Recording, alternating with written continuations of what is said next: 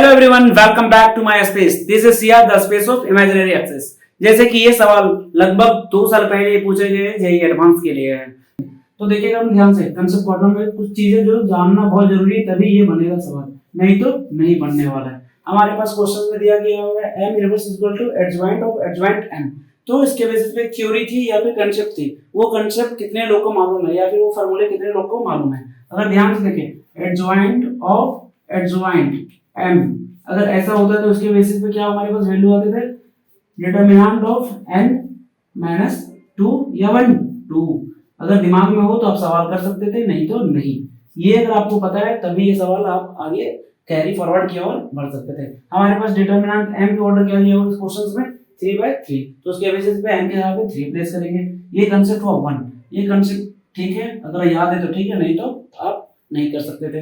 आगे देखें तो अगर इसी का हम अगर ध्यान से देखें, इसी का एडजॉइंट ऑफ m, अगर इसका डिटरमिनेंट वैल्यू फाइंड करते हैं, भले इस कांसेप्ट का सवाल से कुछ लेना देना नहीं है, लेकिन जानना बहुत जरूरी है। तो इसका आंसर क्या हो जाता है, डिटरमिनेंट ऑफ m और पावर क्या हो जाएगा हमारे पास n-1। क्लियर।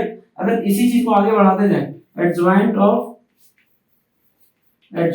m है, कुछ ऐसा है, और उसका डिटरमिनेंट, तो हमारे पास यहाँ पे एडजॉइंट 2 बार में है और उसका डिटरमिनेंट वैल्यू पूछा गया है, तो डिटरमिनेंट ऑफ m n-1 का पावर 2 ऐसा कुछ हो जाएगा। अगर इससे पहले अगर और भी हो जाए एडजॉइंट और यहाँ पे ये तीसरा बार 3 बार, तो यहाँ पे हमारे पास इसके पावर 3 हो जाएंगे। इस तरह से क्या होगा 3 4 5 इसके पहले जैसे जैसे ऐड करते जाएंगे एडजॉइंट के वैल्यू, उसके बेसिस पे ये हमारे पास कांसेप्ट थी। तो ये कांसेप्ट आपको मालूम होनी ही चाहिए। अगर ये कांसेप्ट नहीं मालूम है तो आप इस सवाल को करने के लायक नहीं थे, जैसे मैंने पहले बता रखा है। तो अब चलते हैं सवाल की ओर। हमारे पास ये सवाल है,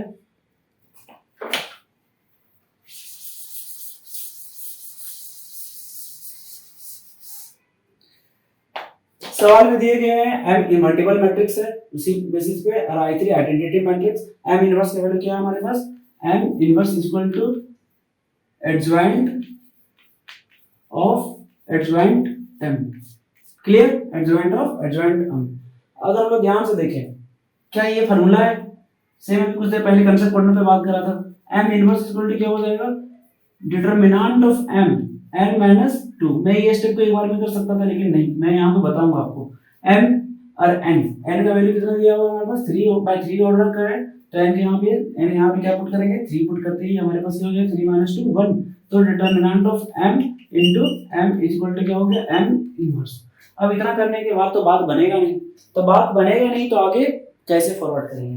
हमारे पास इनवर्स है, आइडेंटिटी अब तक आया नहीं है, तो इसको हम लोग क्या करेंगे, m से मल्टीप्लाई करेंगे। m इनवर्स को m से मल्टीप्लाई करते ही ये हमारे पास क्या हो जाएगा, determinant of m into m, ये हमारे पास क्या हो जाएगा m स्क्वायर। इसको देखें तो i इक्वल टू क्या हो गया, डिटरमिनेंट ऑफ m स्क्वायर। बात यहाँ भी नहीं बन रही है, कुछ भी तो यहाँ पे मैच नहीं कर रहा है। इसके बेसिस पे हम लोग क्या करेंगे, अगर थोड़े से अगर आप लोग सूझबूझ अगर दिमाग अगर काम कर रहा है सही तरीके से, तो ध्यान से देखें तो डिटरमिनेंट की वैल्यू अगर m1 पुट करेंगे, जहाँ पे डिटरमिनेंट m1 पुट करते ही क्या हो जाएगा m स्क्वायर इक्वल टू 1। मतलब लगभग ये दोनों आंसर आ रहे हैं, अगर थोड़े से दिमाग चल रहे हैं तो, नहीं तो इसको हम लोग देखेंगे भी आगे कैसे करेंगे इसको। अगर हम इसको आगे बढ़ते हैं, इसको हम ऐसे 1 देकर छोड़ देते हैं। देखते हैं यहाँ पे अगर डिटरमिनेंट दोनों तरफ determinant of i equal to determinant, ध्यान से देखेंगे डिटरमिनेंट ऑफ डिटरमिनेंट मतलब determinant of determinant of m, उसके बाद इसके लिए भी डिटरमिनेंट आएगी, तो डिटरमिनेंट ऑफ m स्क्वायर, ये ब्रैकेट में गए।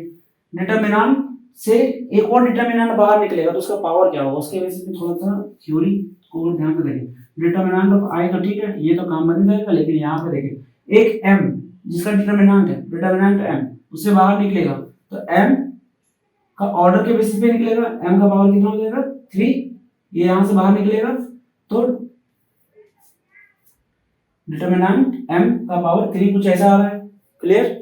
और यहाँ पे हम ध्यान से देखें तो क्या ये डिटरमिनेंट m है, डिटरमिनेंट m और ये डिटरमिनेंट m और ये पावर 2 है, तो उसको हम लोग बाहर लिख सकते हैं। क्लियर।